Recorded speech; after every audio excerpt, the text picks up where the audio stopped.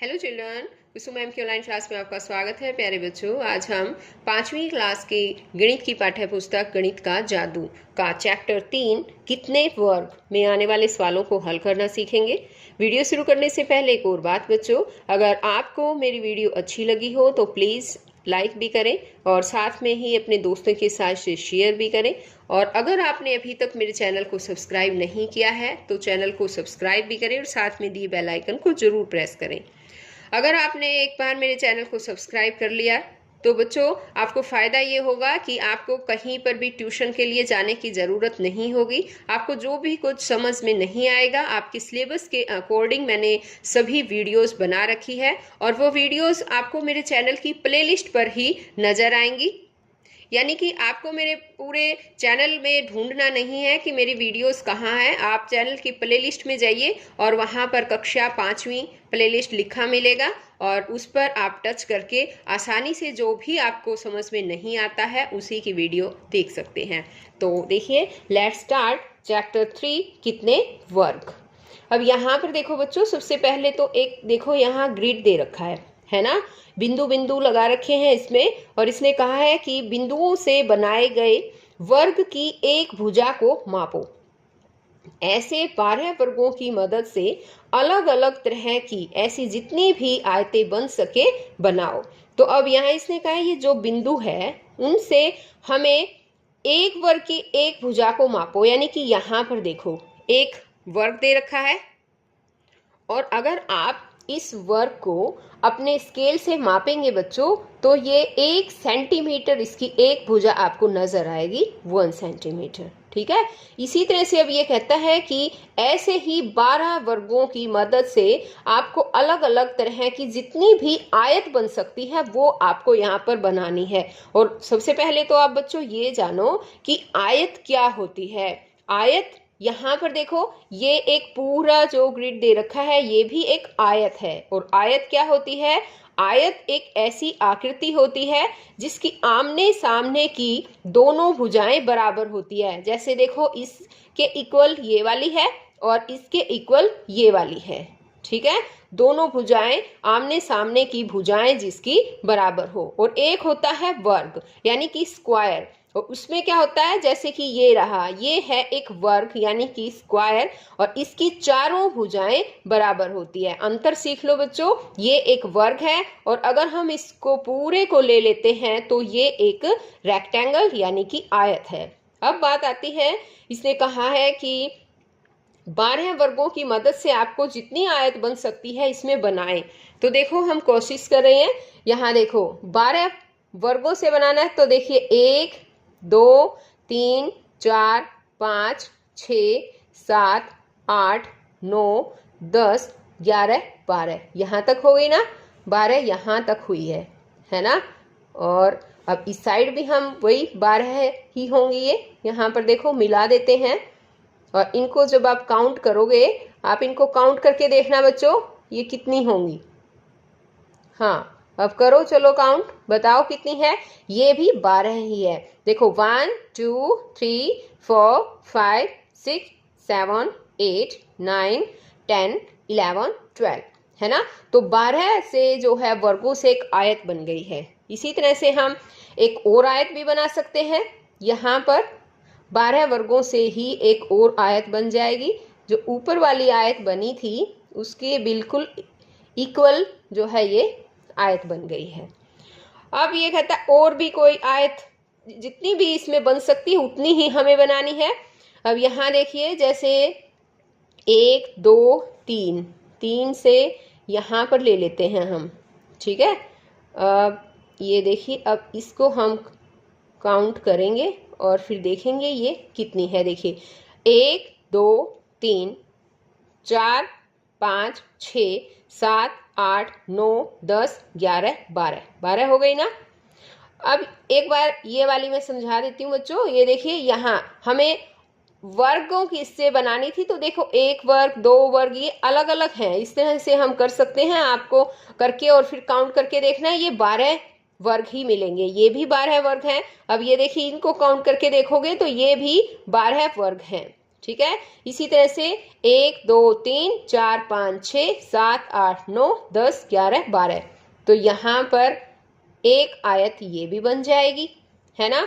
इसी तरह से 1 2 3, और ये देखिए यहाँ से भी एक आयत ये बन जाएगी यहाँ पर देखो काउंट करके देख सकते हो, ठीक है। अब ये एक आयत यहाँ पर भी बन रही है, 12 वर्ग आएंगे इसमें, 1 2 3 4 5 6 7 8 9 10 11 12, है ना। और अब इसमें देखें कितने हैं, 1 2 3 4 5 6 7 8 9 10 11 12। अब 12 वर्ग जो है इसके अंदर भी है ना। और अब इसको देखें, 1 2 3 4 5 और ये एक 6, ये तो 6 वर्ग हो गए, है ना, तो ये तो बनेगी नहीं। तो हमने अब ये जो है आयत बना दी है। अब ये कहता है तुम कितनी आयतें बना पाए। अब हमारी आयतें कितनी बनी है बताओ। हाँ, एक तो ये वाली है ना, एक ये है 2, एक ये 3, ये 4, ये 5, ये 6 और ये 7, यानी कि हम 7 आयत बना पाए हैं, 7 रेक्टेंगल्स बना चुके हैं हम, है ना। अब आगे ये कहता है यहाँ पर देखो कि हर आयत 12 बराबर बराबर वर्गों से बनी है, इसलिए इन सबका क्षेत्रफल समान है, लेकिन इनके घेरों की लंबाई अलग अलग है। अब ये बात भी समझो बच्चों, यहाँ पर देखो ये जो आयत बना रखी है ना इसने, ये कितने वर्गों से बनी है देखो, 1 2 3 4 5 6 7 8 9 10 11 12, है ना, 12 वर्गों से बनी है। अब हमने जो ये भी बनाई थी आयत, सभी 12 वर्गों से ही हमने बनाई थी। अब ये कहता है कि इसलिए इन सब का क्षेत्रफल समान होगा। अगर हम इसको क्षेत्रफल के तरीके से देखें, क्षेत्रफल तो इनका बिल्कुल समान है, सभी का क्षेत्रफल समान है। क्षेत्रफल क्या होता है पता है, क्षेत्रफल यानी कि एरिया, जो इसके अंदर का हिस्सा होता है, अंदर जितना भी हिस्सा है इसको हम एरिया बोलते हैं, और बाहर की जो ये बाउंड्री होती है उसको हम बोलते हैं, हाँ, पेरीमीटर यानी कि परिमाप। तो अब सभी बच्चे एक बार परिमाप में, यहाँ पर देखो घेरे की कुल लंबाई को परिमाप कहते हैं। परिमाप और क्षेत्रफल को अच्छी तरह से जानो बच्चों। देखो ये कहता है कि इन सब का क्षेत्रफल समान है, क्षेत्रफल तो समान है ना, 12 वर्ग इसमें है, 12 इसमें है, 12 इसमें, सब में 12 वर्ग हैं, तो इसका मतलब क्षेत्रफल तो समान है, लेकिन इनके घेरों की लंबाई अलग अलग है। घेरों की लंबाई क्या होती है, घेरे की लंबाई को हम परिमाप बोलते हैं। देखो कैसे अलग है, हम देखें यहाँ पर देखो, घेरे की लंबाई यानी कि परिमाप, इसकी बाहर की जो बाउंड्री होती है वो होती है।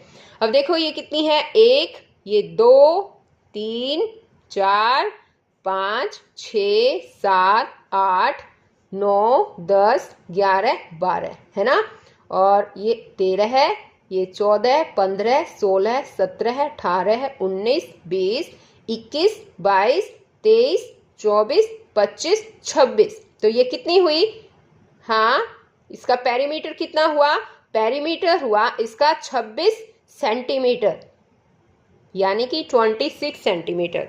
अब इसी तरह से ये इसके इक्वल है, इसलिए इसकी भी जो है, इसका भी पेरीमीटर वो 26 सेंटीमीटर ही होगा, है ना।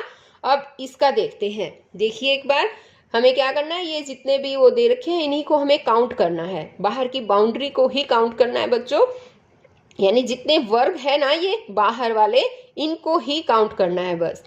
1 2 3, ये है 4 5 6 7 8 9 10 11 है, 12 है, 13 है, 14 है, ये कितने हुए, ये हुए 14 है, ठीक है, ये 14 सेंटीमीटर, यानी इसका पेरीमीटर जो है वो 14 सेंटीमीटर हुआ। अब तो ये इक्वल है तो 14 सेंटीमीटर इसका होगा, ये भी इक्वल है तो 14 सेंटीमीटर ही जो है इसका भी पेरीमीटर होगा, और 14 सेंटीमीटर परिमाप, यानी कि पेरीमीटर का मतलब है परिमाप, ये 14 सेंटीमीटर परिमाप इसका होगा। अब इसका देख लेते हैं हम कितना होगा, 1 2 3, या हम बच्चों इंग्लिश में भी काउंट कर सकते हैं। देखिए 1 2 3 4 5 6 7 8 9 10 11 12 13 14 15 16। ये कितना हुआ? इसका पेरीमीटर यानी कि परिमाप हुआ 16 सेंटीमीटर। तो अब देखो इसने कहा भी है कि किस आयत का परिमाप सबसे लंबा है। तो आयत का परिमाप यानी कि आयत का पेरीमीटर किसका लंबा है बच्चों? अब यहाँ पर नजर लगाओ, दौड़ाओ अपनी नजरों को और बताओ किसका पेरीमीटर। ये 26 है इनका, है ना। और ये हमारी जो है ये हमारी आयत फर्स्ट है, ये सेकंड है। आयत के नंबर भी दे रखे हैं हमने। तो पहली और दूसरी जो दोनों आयत है इनका जो पेरीमीटर है वो 26 है, ये 14 सेंटीमीटर है। और सेवंथ जो हमारी आयत है उसका 16 सेंटीमीटर। तो सबसे ज्यादा किस आयत का परिमाप सबसे लंबा है बताओ? फर्स्ट एंड सेकंड, आयत 1 और 2 का सबसे ज्यादा है ना। तो हमें यहां लिखना है आयत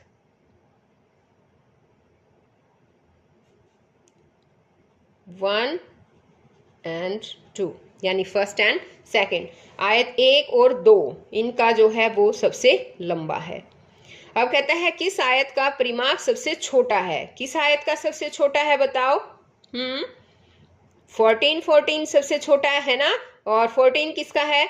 ये आयत नंबर 3 4 5 और 6 इनका छोटा है, इसलिए हम यहाँ लिख सकते हैं आयत 3 4 5 और 6 इनका परिमाप सबसे छोटा है। अगर बच्चों आपको क्षेत्रफल और परिमाप के बारे में ज़्यादा अच्छी तरह से समझ में ना आया हो तो आप मेरे चैनल ऑनलाइन स्टडी हब में जाकर, और मैंने वहाँ पर परिमाप और क्षेत्रफल की अलग अलग वीडियोस बना रखी है और आप उनको देखकर आसानी से सीख सकते हैं। मैंने बड़े ट्रिक के साथ आपको समझाया है कि परिमाप क्या होता है, क्षेत्रफल क्या होता है और इनमें दोनों में क्या डिफरेंस है। एक बार देखिए, दोबारा से रिपीट कर देती हूँ, क्षेत्रफल और परिमाप क्या क्या होता है। तो बच्चों क्षेत्रफल तो अंदर का जो एरिया होता है वो क्षेत्रफल होता है। जैसे यहाँ पर देखिए अंदर के कितने हैं, 1 2 3 4 5 6 7 8 9 10 11 12 स्क्वायर है यहाँ पर, है ना, यानी कि 10 वर्ग है। तो यहाँ इसका क्षेत्रफल कितना होगा? क्षेत्रफल होगा 10 सेंटीमीटर, और इसको हम स्क्वायर यहाँ पर लिखेंगे बच्चों, 10 सेंटीमीटर की पावर 2 यानी कि 10 सेंटीमीटर स्क्वायर। ये ध्यान रखना है आपको, जो क्षेत्रफल होता है उसका आंसर हमेशा सेंटीमीटर या मीटर स्क्वायर में आता है। और ये है परिमाप। परिमाप बाहर की बाउंड्री जो होती है वो परिमाप होता है। यहाँ पर देखिए, अब इसका पेरीमीटर देखते हैं, इसका परिमाप की कितना होगा। 1 2 3 4 5 6 7 8 9 10 11 12 13 14 15 16। तो कितना हुआ इसका पेरीमीटर हुआ 16 सेंटीमीटर। अब इसको पेरीमीटर जो है यानी परिमाप है उसको हम स्क्वायर नहीं लिखते, उसको ओनली सेंटीमीटर ही लिखेंगे। लेकिन क्षेत्रफल में आपको ध्यान देना है बच्चों, सेंटीमीटर के ऊपर आपको स्क्वायर भी लिखना है। तो बच्चों आज इस वीडियो में केवल इतना ही। नेक्स्ट वीडियो में इसी चैप्टर पर और आगे भी बहुत से पेजेस हैं, उन सब को अच्छी तरह से आपको सवालों को हल करना सिखाऊंगी। तो बच्चों हम फिर मिलते हैं नई वीडियो में, तब तक के लिए बाय बच्चों।